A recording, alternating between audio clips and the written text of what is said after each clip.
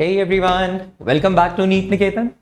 यार आज हमारा जो टॉपिक ऑफ डिस्कशन है वो है इलेक्ट्रिक डाइपोल, जो कि इलेक्ट्रोस्टैटिक्स का काफी इंपॉर्टेंट टॉपिक है। और अगर एनसीईआरटी सीक्वेंस के बारे में बात करें यार, तो इलेक्ट्रिक चार्जेस एंड फील्ड्स और इलेक्ट्रिक पोटेंशियल एंड कैपेसिटेंस दोनों ही चैप्टर्स में पढ़ा जाने वाला ये टॉपिक आधा आधा है। और इसी पार्शियल कवरेज की वजह से जनरली बच्चे इसे एज अ टॉपिक पूरा नहीं कर पाते हैं। तो आज के इंटरेक्शन का एजेंडा हमारा ये रहेगा कि इलेक्ट्रिक डाइपोल के टॉपिक को सबसे पहले हम पूरी तरीके से इसके कुछ फंडामेंटल्स जो electric charges and fields chapter 1 में है और कुछ फंडामेंटल्स जो इलेक्ट्रोस्टैटिक पोटेंशियल एंड कैपेसिटेंस में है, दोनों ही फेजेस ऑफ फंडामेंटल्स को कंप्लीट करेंगे। और उसके बाद हम बात करेंगे कि इस साल के एग्जाम में आने वाले सवालों की किस तरीके के सवालों की प्रोबेबिलिटी है। तो चलिए ज्यादा समय ना लेते हुए डिस्कशन को शुरू करते हैं। तो यह पहला फेज जो है हमारा इलेक्ट्रिक डाइपोल का, ये चैप्टर 1 के कंसर्न से है। यानी कि अगर इस फेज के बारे में बात करें तो हम इसमें पढ़ने वाले हैं डाइपोल मोमेंट, इलेक्ट्रिक फील्ड और इलेक्ट्रिक पोटेंशियल, जो कि इलेक्ट्रिक डाइपोल के द्वारा क्रिएट की गई है, यानी electric dipole as a source.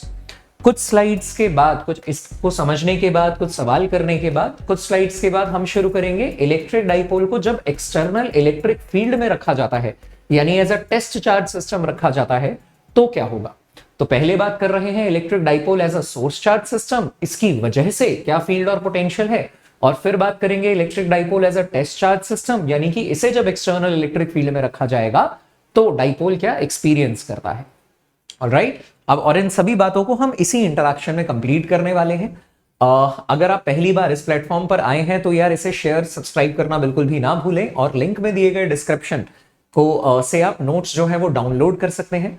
वो नोट्स केवल इसी टॉपिक के नहीं है, बल्कि जितने टॉपिक्स हमने आपको पढ़ाए हैं इस बीट द नीट सीरीज में, उन सभी टॉपिक्स के नोट्स आप फ्री में एक्सेस कर सकते हैं। एंड अपार्ट फ्रॉम दैट, अगर इसके अलावा कोई टॉपिक आप चाहते हैं कि मैं आपको पढ़ाऊं, तो आप मेरे नाम के साथ, उस टॉपिक के नाम के साथ ये लिख के बाय अभिलाष या इन नीट निकेतन ऐसा लिख के यूट्यूब पे सर्च करेंगे तो आपको वो टॉपिक देखने को मिल जाएगा। ऑलराइट, तो चलिए शुरू करते हैं।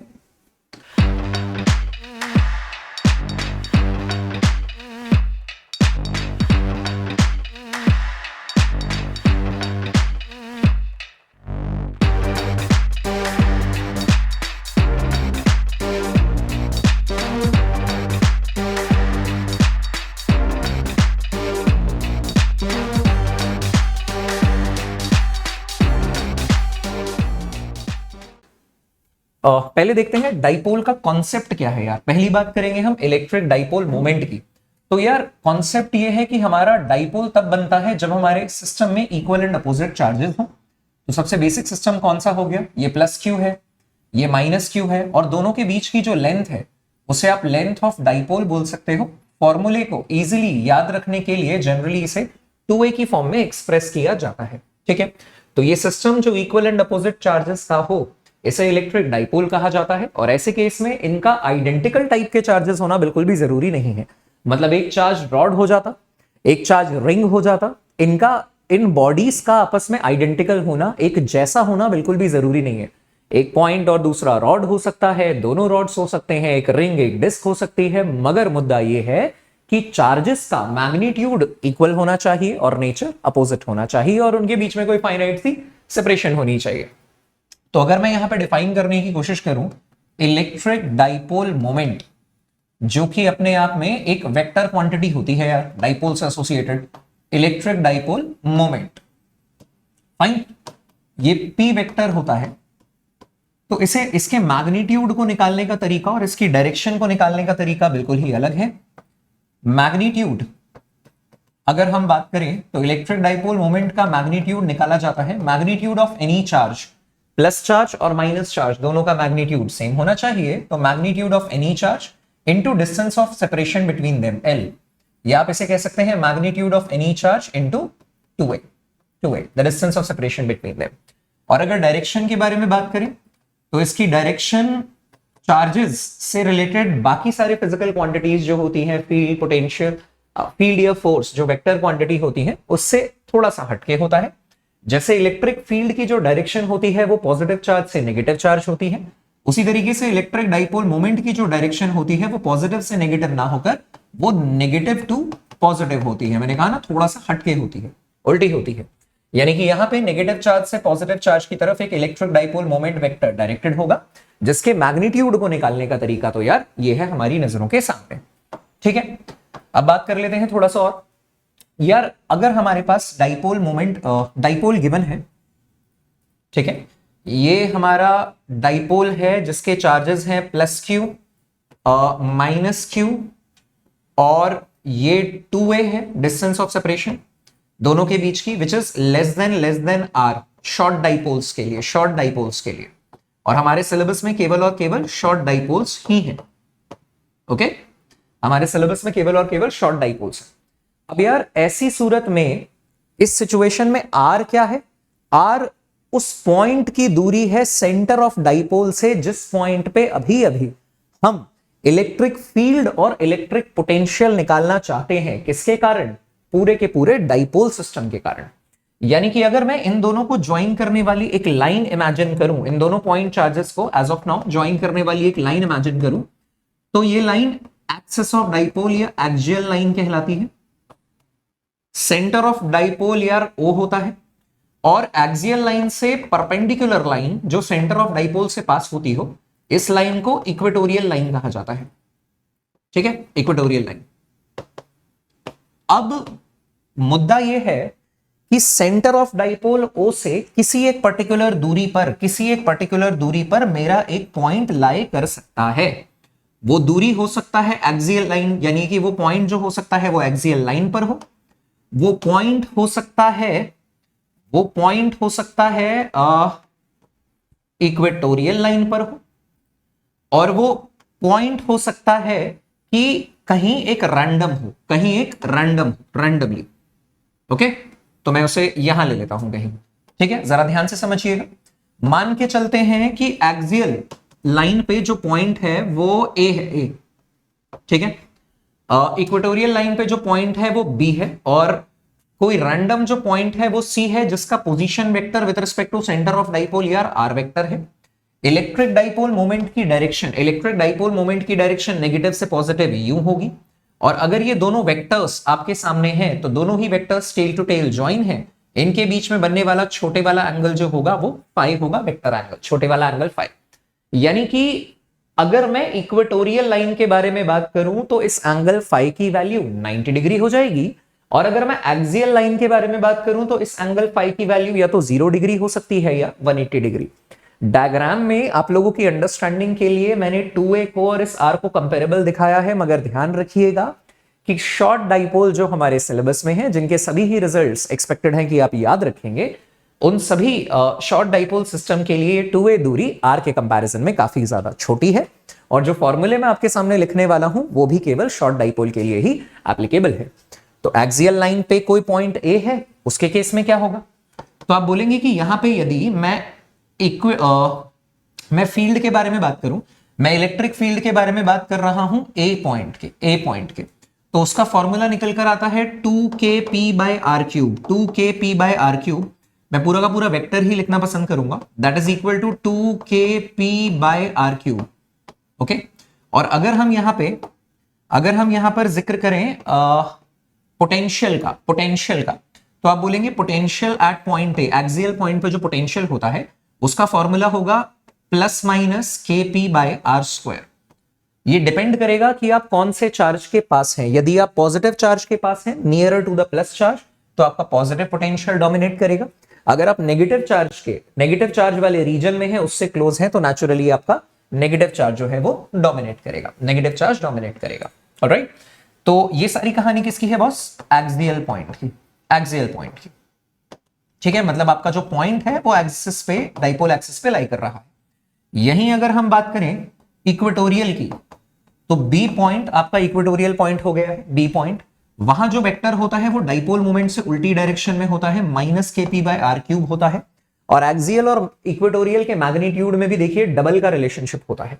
भाई एक्सियल पॉइंट पे इलेक्ट्रिक डाइपोल मोमेंट की डायरेक्शन में ही फील्ड होगा, इक्वेटोरियल पे उससे अपोजिट डायरेक्शन में होगा, और दोनों के बीच में डबल का रिलेशनशिप होगा। और अगर पोटेंशियल के बारे में बात करें, बी पॉइंट पे 0 होता है, यानी ध्यान रखिएगा कि इक्वेटोरियल पॉइंट पे जो हमारा पोटेंशियल है वो 0 होता है और फील्ड जो है वो माइनस kp/r³ निकल कर आएगी। ठीक है जी। अच्छा, अपार्ट फ्रॉम दैट अगर हम किसी जनरल पॉइंट पे बात करें, एट एनी जनरल पॉइंट, जैसे हमने एग्जाम्पल के तौर पे सी लिया, ठीक है। जनरल पॉइंट सी वो वाला पॉइंट है जिसका position vector with respect to centre of dipole अपने को आर दिया हुआ है। यानी कि यदि आप सेंटर ऑफ डाइपोल पे खड़े हो जाएंगे, ओ पॉइंट पर खड़े हो जाएंगे और आपकी निगाहें सी पॉइंट की तरफ होगी, तो आपका जो लाइन ऑफ साइट वेक्टर है यार, लाइन ऑफ साइट वेक्टर वो आर वेक्टर होगा। सही है। ऐसी सूरत में आपको फॉर्मूला क्या याद रखना है, इलेक्ट्रिक फील्ड जो सी पॉइंट पे मैग्नीट्यूड आएगा उसका फॉर्मूला होगा kp/r³ and it is under root of 3 cos square phi plus 1। ठीक है, 3 cos square phi plus 1 and potential जो सी पॉइंट पे होगा उसका फॉर्मूला होगा kp cos phi/r²। ठीक है जी। तो एक तो आपसे एक्सपेक्टेड है कि ये सारे रिलेशंस आपको याद हो, दूसरा आपसे एक्सपेक्टेड है कि आपको ये भी बात गौर फरमाएं आप इस बात पे कि जब आप पॉइंट चार्ज के लिए बात करते हैं, पॉइंट चार्ज के लिए, तो वहां इलेक्ट्रिक फील्ड का variation inversely proportional to square of distance होता है और पोटेंशियल का वेरिएशन kq/r होता है, यानी इनवर्सली प्रोपोर्शनल टू r होता है। लेकिन अगर आप डाइपोल के बारे में बात कर रहे हैं, खासतौर से शॉर्ट डाइपोल की, तो यहां रैपिड डिग्रेडेशन देखा जाता है, यानी कि अगर डिस्टेंस को बढ़ाएंगे तो वो इनवर्सली, फील्ड जो है वो इनवर्सली प्रोपोर्शनल टू r³ होगी और पोटेंशियल जो है वो इनवर्सली प्रोपोर्शनल टू r² होगा। इसका मतलब पॉइंट चार्ज से दूरी बढ़ाने पर फील्ड और पोटेंशियल दोनों घटते हैं, मगर डाइपोल से उतनी ही दूरी बढ़ाने पर जो रेट ऑफ डिग्रेडेशन होता है फील्ड या पोटेंशियल की वैल्यू में वो रिलेटिवली ज्यादा होता है। देखिए डिनोमिनेटर में एक एक पावर फालतू निकल कर आ रही है। पॉइंट चार्ज में यहां r² होता है, डाइपोल के केस में r³ है। पॉइंट चार्ज में यहां सिंगल पावर r होती है, डिनोमिनेटर में यहां r² है। तो मुझे लगता है ये सारे फॉर्मूले आप याद कर लीजिए, फिर सवालों के साथ शुरू करते हैं यार। ऑलराइट, चलिए let's move on to the problems. पहले क्या है, electric field intensity and potential due to electric dipole, ये बातों बातों में मैंने आपको करा ही दिया है, तो इसको हटाते हैं यहां से। और electric dipole in an external field, ये अच्छी चीज है यार, electric dipole in an external field. Dipole को जब आप एक्सटर्नल फील्ड में रखेंगे तो क्या होगा, ठीक है, डाइपोल को एक्सटर्नल फील्ड में रखेंगे तो क्या होगा। तो अभी तो हमने देखा कि डाइपोल की वजह से क्या होगा। इलेक्ट्रिक डाइपोल खुद क्या करता है, फील्ड कितनी कितनी लगाता है, किस किस पॉइंट पे, पोटेंशियल कितना कितना लगाता है, और जनरल पॉइंट पे आप क्या कह सकते हैं। अब अगर एक्सटर्नल इलेक्ट्रिक फील्ड में रखेंगे तो क्या होगा।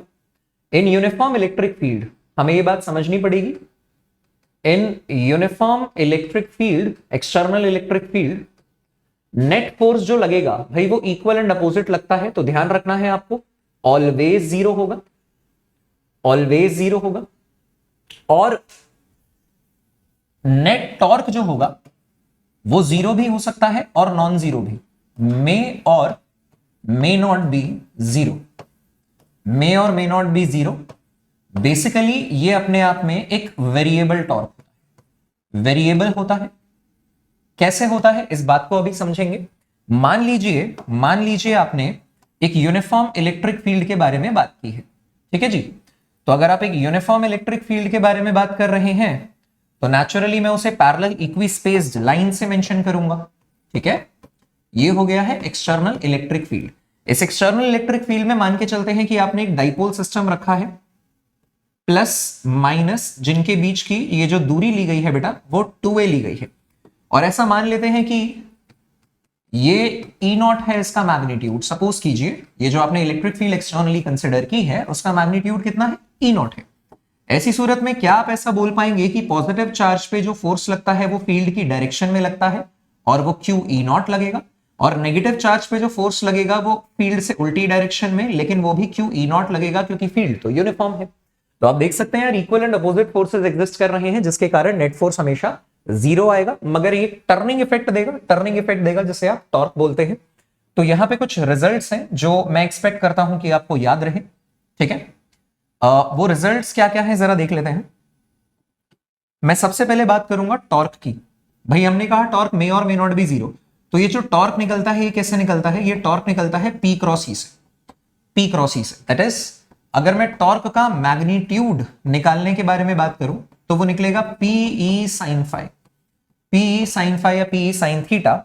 अच्छा, आप यहां ये ऐड ऑन कर सकते हैं कि फॉर इक्विलिब्रियम, अगर हमें रोटेशनल इक्विलिब्रियम या कंप्लीट इक्विलिब्रियम चाहिए, कंप्लीट इक्विलिब्रियम, तो ऐसी सूरत में मैं नेट टॉर्क को जीरो करना चाहूंगा, यानी कि साइन थीटा को जीरो करना चाहूंगा। और ऐसा तभी संभव है जब थीटा या तो 0 डिग्रीज हो या 180 डिग्री हो। ध्यान रखने वाली बात यह है कि दोनों पे ही इक्विलिब्रियम मिलेगा, मगर 0 डिग्री पे बॉस स्टेबल इक्विलिब्रियम होगा, स्टेबिलिटी मैक्सिमम तो पोटेंशियल एनर्जी मिनिमम, और 180 डिग्री पे अनस्टेबल इक्विलिब्रियम होगा, स्टेबिलिटी मिनिमम तो पोटेंशियल एनर्जी मैक्सिमम। तो सर अगर आप इतनी बात पोटेंशियल एनर्जी के बारे में कर रहे हैं तो आइए उस पर थोड़ी सी रोशनी और डाल देते हैं। यहां अगर मैं बात करूं वर्क डन की, तो हमारा जो वर्क डन है that will be equal to, एक वेरिएबल टॉर्क है आपके सामने, देखिए साइन थीटा जो है ये वेरी करता रहेगा, और इसके वेरी करने के कारण W is equal to tau dot theta ना होकर integration of tau dot d theta मिल सकता है, theta initial to theta final. और अगर हम ऐसा अज्यूम कर लें कि आपने अपना इनिशियल एंगल 90 डिग्री से शुरू किया है, तो इसी को आगे डिड्यूस करके आपके पास इलेक्ट्रोस्टैटिक पोटेंशियल एनर्जी U का फॉर्मूला निकलेगा minus of P dot E, जिसे आप माइनस पीई कॉस थीटा भी कहेंगे, माइनस पीई कॉस थीटा भी कहेंगे। यहां अगर मैं बात करूं, अगर मुझे potential energy theta equal to 0 degree पे चाहिए, तो कॉस 0 रखते ही ये माइनस पीई होगा। ये अपने आप में पोटेंशियल एनर्जी की आ सकने वाली सबसे नेगेटिव, सबसे मिनिमम वैल्यू है, और अगर मिनिमम वैल्यू है तो आप बोलेंगे मोस्ट स्टेबल। जब पोटेंशियल एनर्जी, जब एनर्जी मिनिमम हो तो स्टेबिलिटी मैक्सिमम होती है, इसीलिए आप कहते हैं कि थीटा इक्वल टू 0 पे स्टेबल इक्विलिब्रियम मिलता है। और यदि आप बात करें थीटा इक्वल टू 180 डिग्री की, तो कॉस 180 बेटा -1 होता है, माइनस और माइनस प्लस हो जाएगा, और ये पोटेंशियल एनर्जी की आ सकने वाली सबसे मैक्सिमम वैल्यू होती है। तो जब आप इसे मैक्सिमम कहेंगे तो एनर्जी के मैक्सिमम होने पर स्टेबिलिटी मिनिमम हो जाएगी, तो मैं उसे लीस्ट स्टेबल कहूंगा, जिसके कारण हम ये कह पाएंगे कि थीटा इक्वल टू 180 डिग्री पे हमारे पास अनस्टेबल इक्विलिब्रियम मिलता है। तो देखिए, जब आप डाइपोल को एक्सटर्नल इलेक्ट्रिक फील्ड में रखें और अगर वो यूनिफॉर्म हो, तो मैं ढेर सारी बातें कर रहा हूं, टॉर्क के बारे में, फोर्स के बारे में, वर्क के बारे में, और पोटेंशियल एनर्जी के बारे में, और स्टेबल अनस्टेबल अपने को याद रखना है। अगर आप इसे स्टेबल इक्विलिब्रियम से डेविएट करेंगे, डिस्टर्ब करेंगे, if disturbed, if this dipole is disturbed, कभी भी कोई चीज स्टेबल इक्विलिब्रियम से अगर डिस्टर्ब की जाती है, फॉर एग्जांपल ये मान लेते हैं मार्कर यूं लटका हुआ है स्टेबल इक्विलिब्रियम में, रस्सी है इसकी बिल्कुल सीधी, अगर इसे थोड़ा सा टिल्ट करके छोड़ोगे तो ये क्या करेगा, रस्सी में आ जाएंगी मरोड़े, जिन्हें टॉर्शन कहा जाता है टेक्निकली। उसके बाद क्या होगा, वो रस्सी सीधी होने के कारण यूं यूं यूं यूं यूं यूं ये मार्कर जो है वो ऑसिलेट करना शुरू कर देगा। तो अगर डिस्टर्ब किया जाएगा फ्रॉम स्टेबल इक्विलिब्रियम वाली सिचुएशन से, ठीक है, स्टेबल इक्विलिब्रियम में है, सिस्टम अच्छा खासा स्टेबिलिटी के साथ है, then oscillations will be there.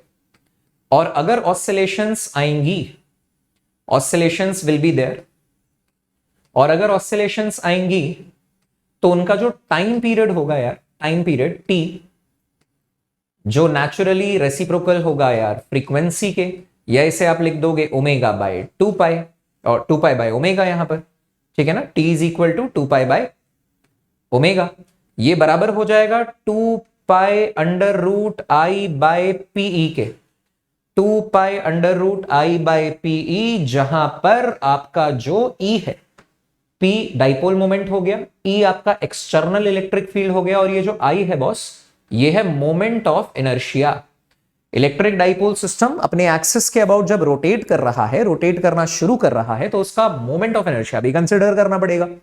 तो देखिए, अगर एक्सटर्नल इलेक्ट्रिक फील्ड में रखेंगे तो फोर्स 0 होता है हमेशा, टॉर्क वेरिएबल होता है, ओवरऑल 0 भी हो सकता है, नॉन जीरो भी। जनरल फॉर्मूला आपके सामने है, 0 की कंडीशन आपके सामने है, दो सिचुएशन में 0 होगा जो इक्विलिब्रियम कहलाएंगी, एक में होगा स्टेबल इक्विलिब्रियम और एक में होगा अनस्टेबल इक्विलिब्रियम।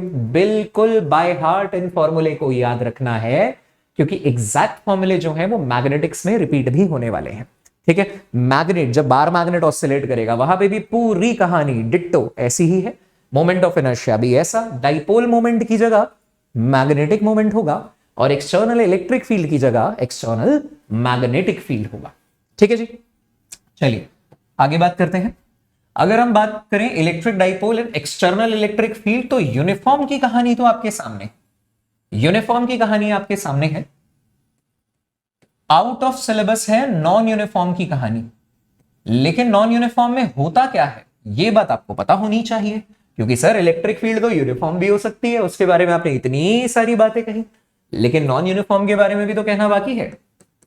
इन non uniform external electric field, non uniform external electric field में फोर्स और टॉर्क दोनों ही, net force and net torque दोनों ही मे और मे नॉट बी जीरो हो सकते हैं।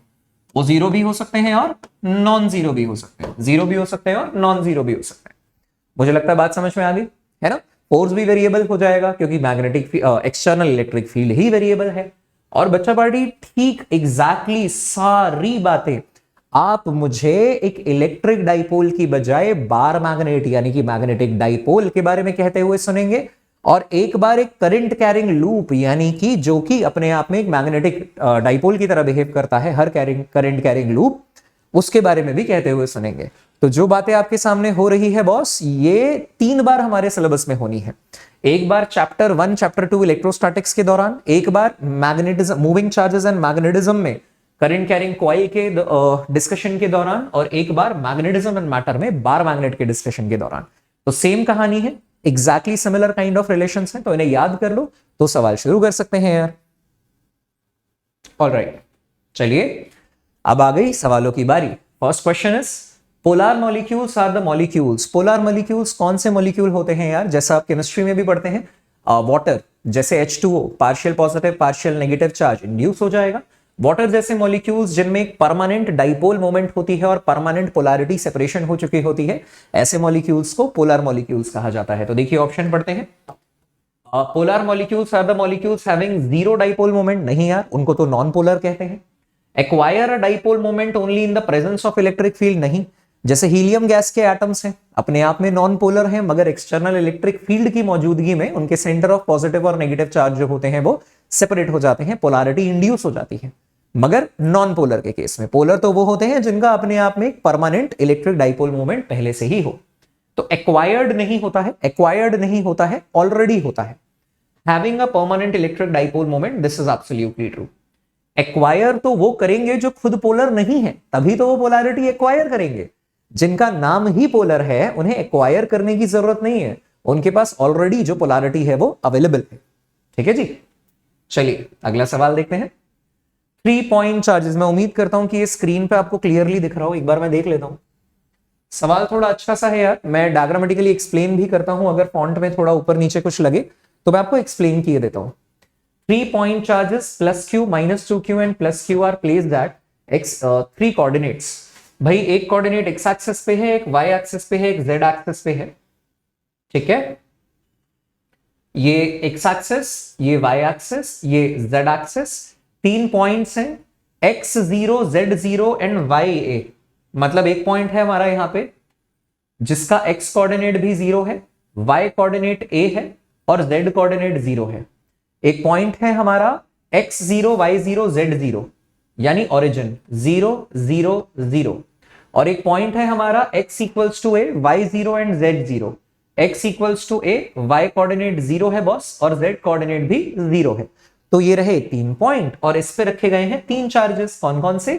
+q -2q एंड +q, और क्रम से रखे गए हैं रिस्पेक्टिवली का मतलब होता है सीक्वेंस मेंटेन किया गया है बॉस। तो पहला पॉइंट कौन सा है? 0a0, 0a0, इस पॉइंट पे आपने रखा है +q। अगर फॉन्ट देखने में दिक्कत हो तो मैं डायग्राम समझा देता हूं, है ना, +q। दूसरा रखा है x0 y0 z0 पे ओरिजिन पे, और ये है बेटा -2q। और तीसरा रखा गया है a0 0 पे जिसका चार्ज है फिर से +q। सही है बेटा। और आपसे कहा गया है डाइपोल मोमेंट बताना है, the magnitude and direction of dipole moment of the system. तो अगर गौर से देखें तो क्या सर ये एक इलेक्ट्रिक डाइपोल है? जी नहीं। क्यों सर? क्योंकि ये अपोजिट तो है मगर इक्वल नहीं है, एक 1q है और एक 2q है, तो ये तो गया। क्या ये एक इलेक्ट्रिक डाइपोल है? जी नहीं, क्योंकि ये प्लस क्यू है लेकिन ये माइनस टू क्यू है, तो अपोजिट तो है मगर इक्वल नहीं है।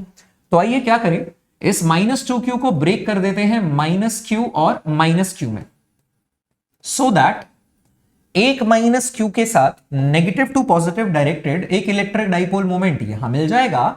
और ये कितना होगा, मान लेते हैं ये P1 है, तो P1 का जो मैग्नीट्यूड है बेटा, डायरेक्शन तो दिख रही है नेगेटिव से पॉजिटिव, तो P1 का जो मैग्नीट्यूड है वो है मैग्नीट्यूड ऑफ एनी चार्ज और दोनों के बीच की दूरी।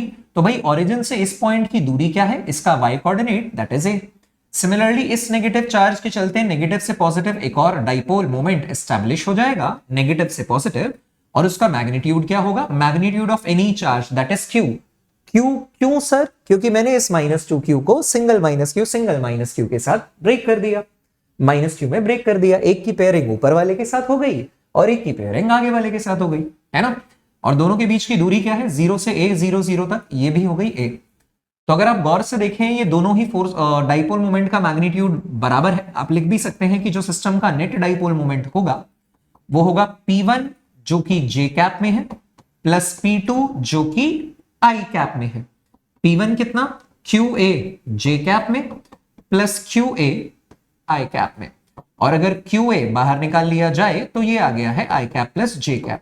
अगर आप मैग्नीट्यूड और डायरेक्शन सेपरेटली कमेंट करना चाहते हैं तो देखिए under root of 1 square plus 1 square root 2 होता है। आप रूट 2 Q इंटू ए ये मैग्नीट्यूड लिख सकते हैं और I cap plus J cap by root 2 ये डायरेक्शन लिख सकते हैं। ऐसा लिखने से फायदा क्या होता है कि एक टर्म जो है वो एक टर्म इंडिपेंडेंटली वेक्टर का रिजल्टेंट मैग्नीट्यूड रिप्रेजेंट करती है और एक टर्म इंडिपेंडेंटली यूनिट वेक्टर को रिप्रेजेंट करता है, जिसका काम होता है केवल और केवल डायरेक्शन के बारे में चर्चा करना। तो देखिए मैग्नीट्यूड क्या है, root 2 Q into a, and this will be along the line, root 2 Q into and this will be along the line, बीचों बीच वाली लाइन, है ना। ये दोनों वेक्टर्स का मैग्नीट्यूड बराबर है, तो अगर बराबर है तो इनका रिजल्टेंट बिल्कुल बीचों बीच होगा जो कि ओरिजिन से और a,0 से पास हो रहा होगा। तो अगर आप गौर करें तो इसका मैग्नीट्यूड है root 2 QA and that is along the line joining x0 y0 z0 यानी कि origin to xa ya and z0, यानी कि जो पॉइंट मैंने दर्शाया है 45 डिग्री वाला पॉइंट, उसके अलोंग हमारा डाइपोल मोमेंट होगा। तो एक बार देख लीजिए इस सवाल को, फिर डिस्कशन को आगे बढ़ाते हैं यार। ऑलराइट, चलो आगे चलते हैं। Next question is a point charge q lies on the perpendicular bisector of an electric dipole if the distance of q from the dipole is r which is much larger than the size of the dipole। इसका मतलब हो गया short dipole, जो कि हमारे syllabus में है और मैंने आपको बताया था जितने भी फॉर्मूले मैं आपको याद करने के लिए कह रहा हूं वो केवल और केवल शॉर्ट डाइपोल के लिए ही एप्लीकेबल है। Then the electric field at theta is proportional to, electric field at theta is proportional to, और आपसे कहा गया है lies on the perpendicular bisector of an electric dipole of dipole moment P। ऐसी सूरत में अगर distance of Q okay at, मुझे लगता है इलेक्ट्रिक फील्ड एट Q पूछा गया होगा इस प्रोपोर्शनल टू, तो आप बोलेंगे इसमें सीखने वाली बात क्या है, eight the location of Q, किसी एक चार्ज की लोकेशन पर उस चार्ज के द्वारा कोई फील्ड नहीं होती, रादर वो चार्ज तो एक्सपीरियंस करता है। तो at the location of Q, Q behaves as test charge, Q को क्योंकि वहां रखा गया है तो वो टेस्ट चार्ज की तरह बिहेव करेगा, एंड इलेक्ट्रिक फील्ड जो होगी net will be only due to, किसके कारण होगी, डाइपोल के कारण होगी, only due to electric dipole, only due to dipole, that is. और आपने कहा परपेंडिकुलर बाइसेक्टर, परपेंडिकुलर बाइसेक्टर को और क्या बोल सकते हैं यार, परपेंडिकुलर बाइसेक्टर को बोला जाता है इक्वेटोरियल पॉइंट, है ना, इक्वेटोरियल पॉइंट। तो क्या मैं ऐसा बोल सकता हूं, मैं अगर समझा ही चुका हूं ये बात पहले, तो आप बोल सकते हैं दैट इज इलेक्ट्रिक फील्ड की जो डाइपोल के लिए इक्वेटोरियल पॉइंट पे फॉर्मूला होता है वो क्या होता है, minus of KP by R cube, minus of KP by R cube. And axial के लिए याद दिला दूं मैं आपको, एक्सियल पॉइंट के लिए अलोंग द एक्सिस अगर पूछा होता तो वो होता 2KP बाय आर क्यूब, मगर इक्वेटोरियल के along minus of KP by R cube होता है। तो देखिए डायरेक्टली प्रोपोर्शनल टू P की पावर 1 एंड R की पावर 3 के इनवर्सली प्रोपोर्शनल। तो P की पावर 1 एंड R की power -3। Correct option is option D. और सवाल में असल में आपसे पूछा गया है electric field at Q, electric field at Q is proportional to जो चार्ज आपने रखा है उसकी लोकेशन बर्बाद की है। तो बॉस किसी चार्ज की लोकेशन पे वो चार्ज जो रखा गया है वो टेस्ट चार्ज की तरह बिहेव करता है, वो एक्सपीरियंस करता है, लगाता नहीं है। तो लगाएगा कौन? इलेक्ट्रिक डाइपोल, जिसके फॉर्मूले आपको ऑलरेडी याद है यार। ठीक है, चलिए आगे बात करते हैं। अगला सवाल है एक electric dipole that is placed at an angle of 30 degree with an electric field intensity given to you, it experiences a torque, torque भी दिया है, फील्ड भी दी है, एंगल भी दिया है। The charge on the dipole if the dipole length is, तो देखो हम क्या बोलेंगे, हम बोलेंगे वी नो कि यार जो टॉर्क का फॉर्मूला होता है ना, magnitude that is basically equals to P cross C। P cross C magnet के केस में सेम क्वेश्चन बनता है M क्रॉस V पे। सो टाउ का जो मैग्नीट्यूड है that is equal to PE sine theta, और इसे लिख सकते हैं आप टाउ का magnitude is equal to P को आप लिखेंगे Q इंटू 2A। 2A का मतलब दोनों चार्जेस के बीच की टोटल दूरी, बस सिंप्लीफिकेशन के लिए 2A लिखते हैं and that is E into sine 30। Okay, torque कितना दिया है boss? 4 newton metre, already SI units में है। चार्ज आपको निकालना है, चार्ज ऑन द डाइपोल। अगर आपसे नेट चार्ज पूछा होता, नेट चार्ज, तो अगर नेट चार्ज पूछा होता Q नेट, तो वो तो जितना पॉजिटिव चार्ज होता है उतना ही नेगेटिव चार्ज होता है, यानी आंसर हमेशा 0 आता। ठीक है, और देखते हैं जरा, अगर चार्ज का मैग्नीट्यूड देखें यहां, तो आप निकालना चाहते हैं दोनों के बीच की दूरी, डाइपोल लेंथ 2 सेंटीमीटर है, तो अक्सर मैंने बच्चों को यह गलती करते देखा है कि वो एक ही जगह 2 सेंटीमीटर डालते हैं। ध्यान रखिएगा, दोनों चार्जेस के बीच की दूरी A नहीं थी, 2A थी, और ये वैल्यू एक ही नहीं, 2 सेंटीमीटर जो है ये वैल्यू एक ही नहीं, पूरी दूरी की है, पूरी दूरी यानी कि 2A की वैल्यू है। तो 2A को आप 2 सेंटीमीटर लिखेंगे। SI में कन्वर्ट करने के लिए आपको उसे 2/100 लिखना चाहिए, ठीक है ना, सेंटीमीटर को मीटर में चेंज करेंगे। इलेक्ट्रिक फील्ड ऑलरेडी 2 इंटू, देखिए डेटा में 2 इंटू 10 की पावर 5 दिया है, न्यूटन पर कूलम या वोल्ट पर मीटर में है। अगर न्यूटन पर कूलम या वोल्ट पर मीटर में है तो वही उसकी SI यूनिट होती है।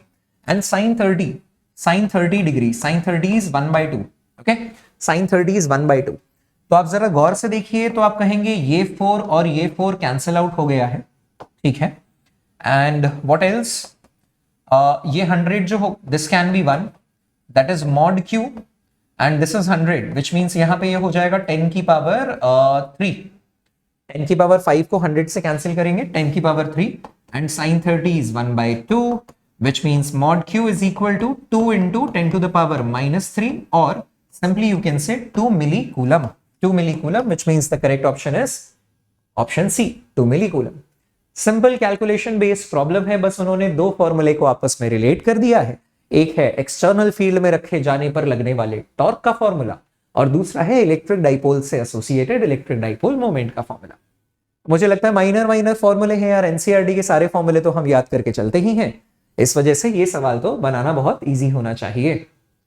ठीक है जी, डिस्कशन को आगे बढ़ाते हैं। अगला सवाल, if a dipole of dipole moment P is placed in a uniform electric field then torque acting on it is given by, previous slide पे हमने देखा टॉर्क का फॉर्मूला होता है P क्रॉस C, टॉर्क का फॉर्मूला होता है P cross C, cross product commutative नहीं होता यार। मतलब अगर मैं टॉर्क का फॉर्मूला लिखना चाहूं P क्रॉस C, और P क्रॉस C की जगह कोई मुझे बोले नहीं आपको चूज करना है E क्रॉस B, तो यार हमें ये बात पता होनी चाहिए कि A क्रॉस B और B क्रॉस A सेम बात नहीं होती, रादर A क्रॉस B जो होता है वो माइनस ऑफ B क्रॉस से होता है। तो tau is equal to P cross C, जिसे आप minus of E cross P भी लिख सकते हैं, ये भी पूछा जा सकता है। दूसरा, अगर मैं इलेक्ट्रोस्टैटिक पोटेंशियल एनर्जी के बारे में बात करूं, U के बारे में, so that is minus of P dot E, मगर यार डॉट प्रोडक्ट कम्यूटेटिव होता है, इसे आप E डॉट P भी लिख सकते हैं। मैं फिर से कहूंगा ये बात, मैं कह रहा हूं कि डॉट प्रोडक्ट जो होता है वो कम्यूटेटिव होता है। कम्यूटेटिव का मतलब A से B का रिलेशन और B से A का रिलेशन अगर आप चलें तो वो सेम बात ही होती है। जैसे 2 + 1 एंड 1 + 2 दोनों का आंसर 3 होता है, तो इसको आप क्या बोलते हैं? Commutative. Commutative law is applicable in case of addition, addition के केस में कम्यूटेटिव लॉ एप्लीकेबल होता है, सब्ट्रैक्शन में नहीं होता। 2 - 1 और 1 - 2 सेम बात नहीं होती यार, सेम बात नहीं होती। तो आप बोलेंगे कि 2 - 1 और 1 - 2 सेम बात नहीं होती ना, तो ये नॉन कॉम्यूटेटिव है। ठीक है, non commutative, commutative law is not applicable. ठीक है जी।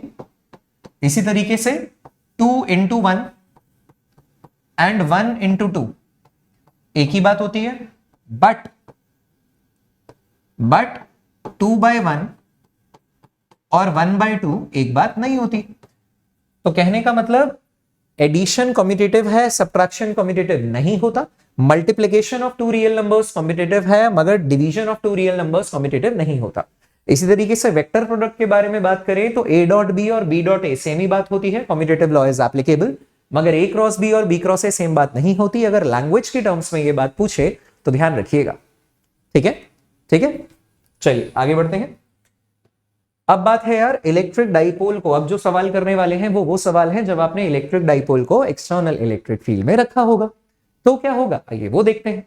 टॉपिक हम पढ़ चुके हैं बॉस, चाहो तो रिव्यू करवा देता हूं कि जब आपने इसे एक्सटर्नल इलेक्ट्रिक फील्ड में रखा होगा तो एक्सटर्नल इलेक्ट्रिक फील्ड यदि तो नॉन यूनिफॉर्म है तो हमारे सिलेबस से है बाहर। हाँ, उसके एनालिटिकल बातें हमसे पूछी जा सकती है, क्या पूछी जा सकती है वो भी देखेंगे। मगर अगर यूनिफॉर्म इलेक्ट्रिक फील्ड में होगा तो नेट फोर्स है 0, नेट टॉर्क है वेरिएबल, मे और मे नॉट बी 0। फॉर्मूला उसका आपकी आंखों के सामने। इक्विलिब्रियम के लिए थीटा 0 भी हो सकता है, 180 भी 0 पे पोटेंशियल एनर्जी मिनिमम होती है, जिस कारण वश उसे स्टेबल इक्विलिब्रियम कहते हैं। थीटा इक्वल टू 180 पे इक्विलिब्रियम होता है क्योंकि टॉर्क 0 मगर पोटेंशियल एनर्जी मैक्सिमम होती है, जिस कारण उसे अनस्टेबल इक्विलिब्रियम कहते हैं। और अगर स्टेबल इक्विलिब्रियम से डिस्टर्ब किया जाएगा तो टाइम पीरियड, चीजें ऑसिलेट करेंगी और टाइम पीरियड और फ्रीक्वेंसी का फॉर्मूला आपकी नजरों के सामने है। सही है, तो अगर ये रिव्यू कर लिया हो, जो बच्चे अभी ज्वाइन किया है उन्होंने, मैं सजेस्ट करूंगा कि इन सभी फॉर्मूले को याद कर ले। अगर याद कर चुके हो तो आइए सवालों पे देखते हैं। तो भाई एक छोटा सा एग्जाम्पल स्क्रीन पे मैं देना चाहूंगा आगे बढ़ने से पहले। जैसे अगर आपको बताया गया हो कि ये आपकी इलेक्ट्रिक फील्ड है, सही, ये एक पॉजिटिव चार्ज के कारण उससे ओरिजिनेट हुई हुई इलेक्ट्रिक फील्ड लाइंस है। तो ये जो इलेक्ट्रिक फील्ड लाइन है ये नेचुरली नॉन यूनिफॉर्म है। आप देख सकते हैं ये इक्वी स्पेस्ड तो है नहीं, ये नॉन यूनिफॉर्म है। नॉन यूनिफॉर्म में अगर आपको इलेक्ट्रिक डाइपोल रखेंगे तो क्या होगा, उसका मैथमेटिकल एनालिसिस सिलेबस में नहीं है, मगर एनालिटिकली पूछ सकता है। एनालिटिकली का मतलब इमेजिन करो, एनालिसिस करेंगे उसका, इमेजिन करो कि यहां पे एक प्लस माइनस डाइपोल रखा है, सही है, इसके साथ क्या होगा, इसके साथ क्या होगा। तो आप कहेंगे कि बॉस पॉजिटिव चार्ज पे फोर्स लगेगा फील्ड की दिशा में और पॉजिटिव चार्ज के रीजन में इलेक्ट्रिक फील्ड की डेंसिटी है ज्यादा। अगर इलेक्ट्रिक फील्ड की डेंसिटी है ज्यादा तो स्ट्रेंथ भी होगी ज्यादा, फोर्स भी लगेगा ज्यादा।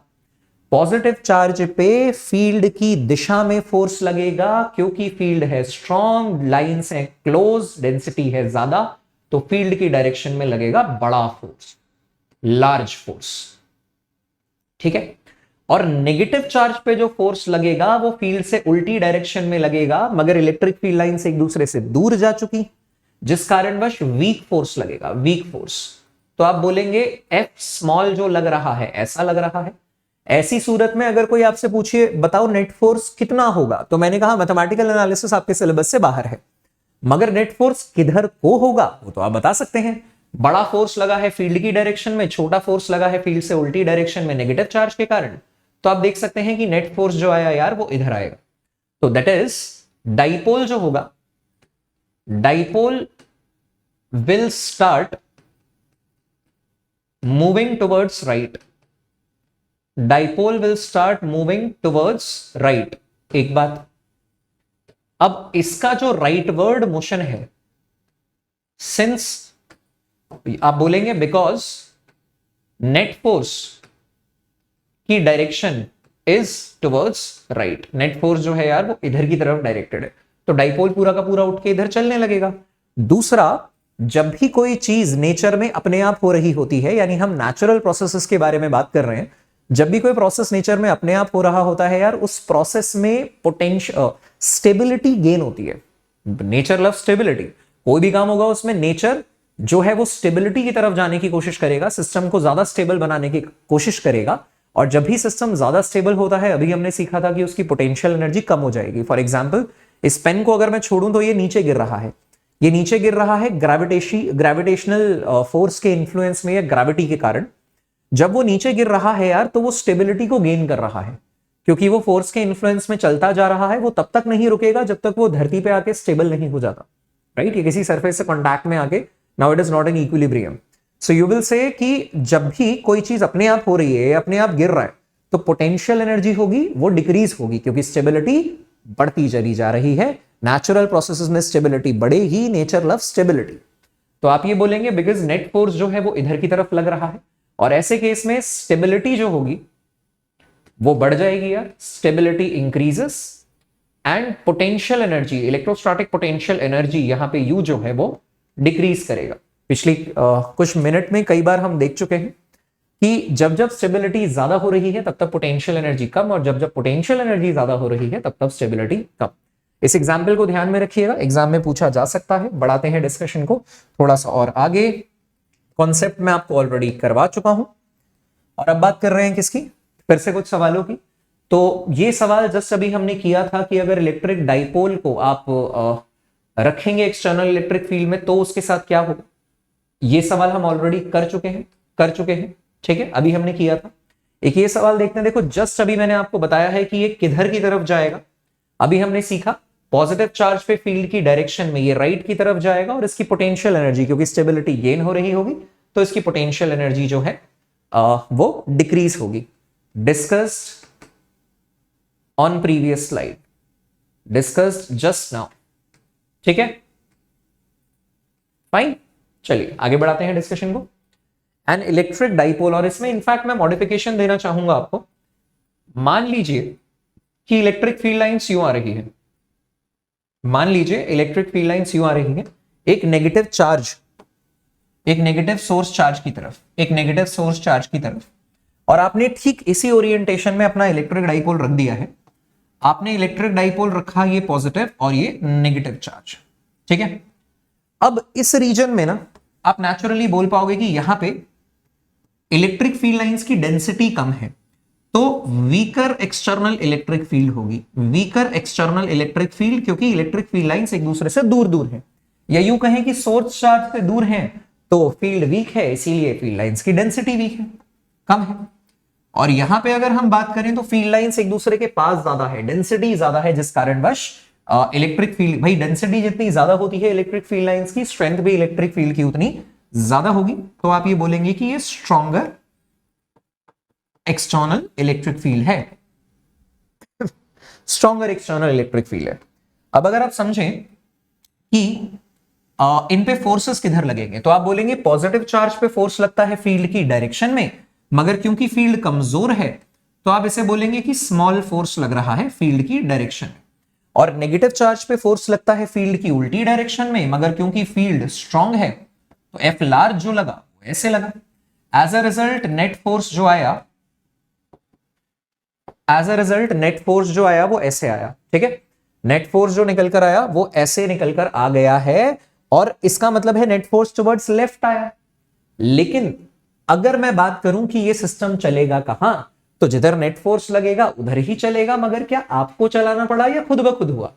नेचुरली चला। और अगर नेचुरली चला तो नेचर लव स्टेबिलिटी, स्टेबिलिटी बढ़ेगी यार, तो पोटेंशियल एनर्जी फिर से घटेगी। यानी कि आप यहां पर क्या बोल पाएंगे, आप बोलेंगे शेयर नंबर 1, सिस्टम जो है, system dipole will start moving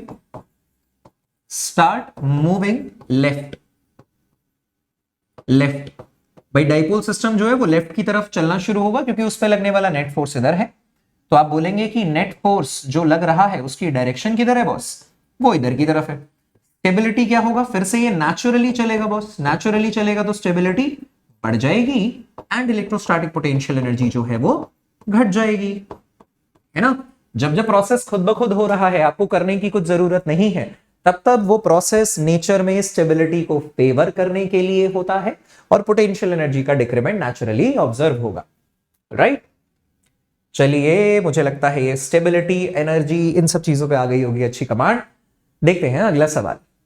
An electric dipole of dipole moment P is aligned parallel, एक parallel to the uniform electric field. The energy required to rotate the dipole by 90 degree. देखो आप बोलेंगे कि W required जो है, W required जो है वो change in energy होगा, तो change in potential energy plus change in kinetic energy. मगर आपको ऐसा नहीं कहा गया कि आपको काइनेटिक एनर्जी प्रोवाइड करनी है, तो आप बोलेंगे कि आप मान लेते हैं कि आप ये जीरो है change in kinetic energy, assuming gradual movement, alright. धीरे धीरे जब मूवमेंट होगी तो आपको सिस्टम की काइनेटिक एनर्जी में बदलाव लाने की कोई जरूरत नहीं है, आप केवल और केवल उसकी पोटेंशियल एनर्जी में बदलाव ला रहे हैं। तो ये क्या होगा, that will B u final minus u initial. So you will say finally आपने उसे 90 डिग्री रोटेट किया है, तो अगर आपने फाइनली 90 डिग्री रोटेट किया है और पहले वो पैरेलल था, तो ये हो गया minus PE cos 90 degrees, minus PE cos 90 degree minus initially वो पैरेलल था माइनस पीई कॉस 0 डिग्रीज। तो 0 से 90 डिग्री रोटेट करने का मतलब फाइनल एंगल 90 होगा, इसीलिए मुझे यहां पे फाइनल एंगल सब्स्टिट्यूट करना है। कॉस 90 सब जानते हैं बॉस 0 होगा, कॉस 0 1 होगा, मगर minus minus minus minus plus हो जाएगा and it is PE, positive of PE, इसलिए आपका जवाब क्या है, पॉजिटिव पीई। वैसे भी वे टू आप डायमेंशनल एनालिसिस का इस्तेमाल भी कर सकते थे, वे टू चेक डायमेंशंस। इकलौता ऑप्शन जो आपको एनर्जी की डायमेंशन दे रहा है वो पीई ही है, बाकी में तो देखिए पी स्क्वायर ई है, पी स्क्वायर और इंफिनिटी तो होगा ही क्यों भाई, एक definite finite amount of work आप करोगे ना, तो अक्सर आपको पता है कि फिजिक्स क्या है, आपको यह भी पता होता है, ये तो छोटा सा सोल्यूशन है, आपको यह भी पता होता है कि अगर आप फिजिक्स के रास्ते चलेंगे तो सोल्यूशन बड़ा आ सकता है, लेकिन यार डायमेंशनल एनालिसिस या कुछ और छोटी मोटी जो ट्रिक्स होती हैं जो मैं आपको नीट ट्रिक्स वाले सेशन में सिखाता हूं, इसमें इसके आधार पे हम बड़े बड़े सवालों को बहुत इजीली भी सॉल्व कर सकते हैं। ठीक है, तो बने रहिए, पढ़ाई करते रहिए यार, सीखेंगे बहुत कुछ और भी सीखेंगे इस सफर में। अगला देखते हैं, ये आखिरी सवाल है अभी की मुलाकात का और इसके साथ करेंगे इलेक्ट्रिक डाइपोल का समापन, और अगला जो डिस्कशन होगा वो बहुत इंपॉर्टेंट इलेक्ट्रोस्टैटिक्स के टॉपिक का है, दैट इज गॉस थ्योरम। ठीक है, an electric dipole has the magnitude of its charge as Q. Electric dipole जो सिस्टम है उसका चार्ज का मैग्नीट्यूड क्यू है, डाइपोल मोमेंट पी है, उसे एक्सटर्नल इलेक्ट्रिक फील्ड में रखा गया है। डाइपोल मोमेंट जो है वो डायरेक्शन ऑफ फील्ड के अलोंग है, यानी कि पैरेलल है। If its electric dipole moment is along the direction of field, along the direction of field का मतलब क्या है, electric dipole moment is along the direction of field, इस बात का मतलब है कि फाई जो है वो 0 डिग्री है। अगर फाई 0 डिग्री है तो इसका मतलब आपका जो टॉर्क होगा वो 0 होगा, आपकी पोटेंशियल एनर्जी जो होगी वो मिनिमम होगी, और मिनिमम में क्या होगी, माइनस ऑफ पीई होगी, एंड स्टेबिलिटी जो है वो आपकी मैक्सिमम होगी, तो आप इसे स्टेबल इक्विलिब्रियम कहना भी पसंद करेंगे। ठीक है, the force on it and its potential energy are respectively. आपसे जब भी बोला गया है कि यूनिफॉर्म इलेक्ट्रिक फील्ड है, जैसे ही बोला गया यूनिफॉर्म इलेक्ट्रिक फील्ड, इसका मतलब है नेट फोर्स कितना निकल कर आ जाएगा, 0 ऑलवेज, है ना याद, सब सिखाया है अभी आपको। तो आप कहेंगे कि देखिए एक्सटर्नल यूनिफॉर्म इलेक्ट्रिक फील्ड में जो फोर्स होगा वो 0 होगा और पोटेंशियल जो होगी वो मिनिमम होगी, इसका मतलब ये आपका जवाब है। फोर्स वैसे भी हमेशा 0 होता है, 0 डिग्रीज पे से फोर्स का लेना देना नहीं है। Net force uniform electric field में हमेशा ही डाइपोल के ऊपर 0 होगा। नेट टॉर्क जो है वो वेरिएबल हो सकता है, तो वो थीटा पे डिपेंड करता है, थीटा या फाई के 0 होने के कारण नेट टॉर्क भी 0 हो गया। इक्विलिब्रियम है, दो सिचुएशन इक्विलिब्रियम की होती है, एक स्टेबल होती है और एक अनस्टेबल होती है। ठीक है, एक स्टेबल होती है और एक अनस्टेबल होती है। तो भाई स्टेबल और अनस्टेबल इक्विलिब्रियम में से थीटा 0 पे stable equilibrium, potential energy minimum, theta equal to 180 degree पे पोटेंशियल एनर्जी इज मैक्सिमम। इसी के साथ यार हमारा इंटरेक्शन कंप्लीट होता है सभी इंपॉर्टेंट और रेलेवेंट पीवाईक्यूज के साथ इलेक्ट्रिक डाइपोल का, जो कि इलेक्ट्रोस्टैटिक्स का बहुत इंपॉर्टेंट पार्ट है। आगे आने वाला इंटरेक्शन में हम गॉस थ्योरम पढ़ेंगे, उसकी एप्लीकेशन देखेंगे और सीखेंगे। कुछ और सजेशंस भी मैं दूंगा एनसीईआरटी के पॉइंट्स को कवर करने के लिए। बने रहिए, मेहनत करते रहिए, और डिस्क्रिप्शन के लिंक को क्लिक करके नोट्स को डाउनलोड करना देखना बिल्कुल भी ना भूलें। उसमें बाकी के टॉपिक्स के भी जो नोट्स हैं वो आपको अवेलेबल है पढ़ाई करने के लिए। ठीक है, तो सीखते चलो यार, ऑल द बेस्ट, बहुत जल्दी एग्जाम आने वाला है।